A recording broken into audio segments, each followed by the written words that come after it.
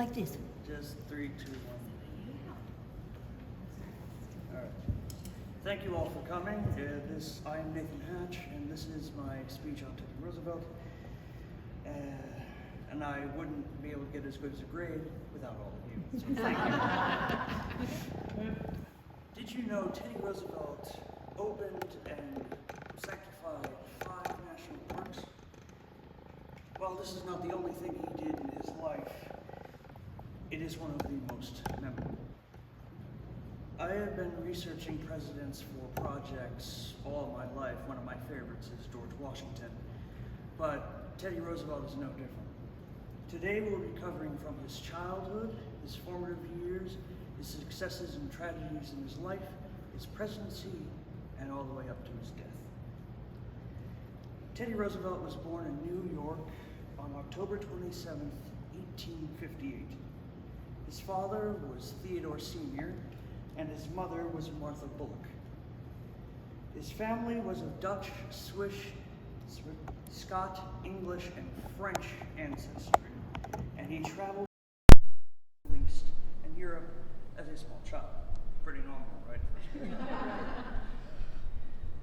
Teddy Roosevelt suffered from debilitating asthma as a kid, so he focused on his studies more than anything.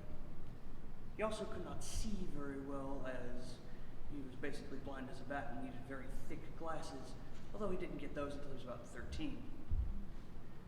As he grew, he worked his body to the bone. He exercised, he played sports, he used his mind and studied.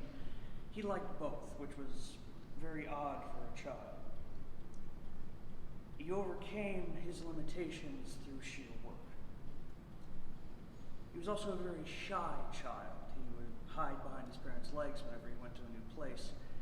So, to counter this, to coach himself to not be shy and not be, well, a coward, he believed and made himself think that he wasn't afraid of anything. And this eventually changed his outview to where he wasn't afraid of anything and spoke his mind very regularly. Eventually, after a few years and a stint of trying to be a naturalist in early high school, but not like the biology classes, he went to Harvard University and graduated from it in 1880.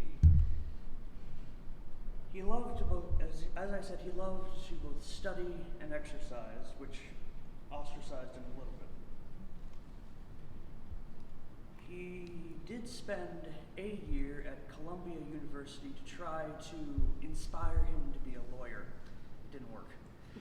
He did meet, however, his wife, Alice Hathaway Lee, and in 1881 he was elected to the New York legislature as a Republican representative to Manhattan. This is where he would start his lifelong career as a politician. Teddy worked hard and went through many trials and losses in his life, along with jobs. He had like 6 different political offices before he died. On February 1884, he had a daughter, also named Alice, with his wife, who sadly passed away a day later due to an undiagnosed kidney failure. After her death, Teddy temporarily quit politics and left his daughter with her aunt, one of the only remaining family members that could take care of her, and moved all the way to the Dakota Territories and became a cattle rancher. Why he chose a cattle rancher, I don't know.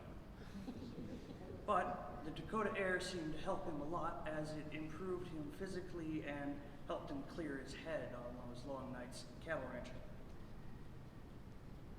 When he came back, he tried to run for governor of New York.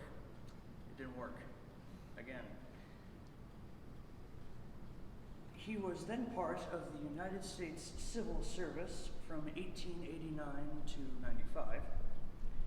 Then he was the president of the New York City Board of Police Commissioners from 95 to 97. And then he was assistant secretary to the Navy from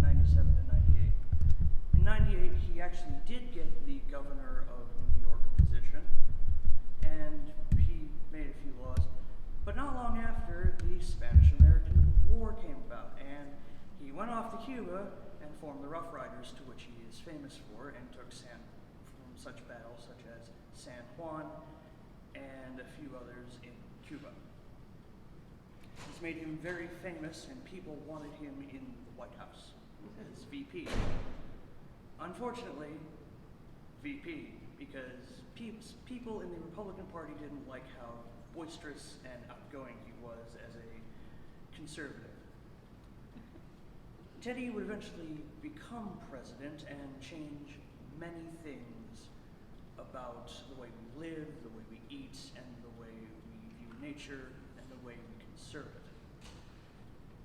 The way he became president was that his running mate, William McKinley, was shot and assassinated by an anarchist at a train station. We don't know why the anarchist shot him, but he didn't like government, so shoot the guy. He busted trusts with breaking up businesses like, hey, you can't have all your means of production under one name. You gotta outsource your work somewhere. He also passed the Pure Food and Drug Act of 1906 after reading a book on said meat, on a meat packing plant while eating a sausage. He was instantly disgusted and penned up the act immediately. Even after another term in office, he was still adventurous and boisterous, so he went on safari, and most of the animals you see in the Smithsonian were shot by him. He also went to the Amazon and contracted some sort of disease. This disease would affect him into his later life. He wrote books and eventually died in his sleep on January 6, 1919. Today we learned all about Teddy Roosevelt from his formative years, his hardships, his successes, and eventually his death. Our 26th president was a storied man, don't you think?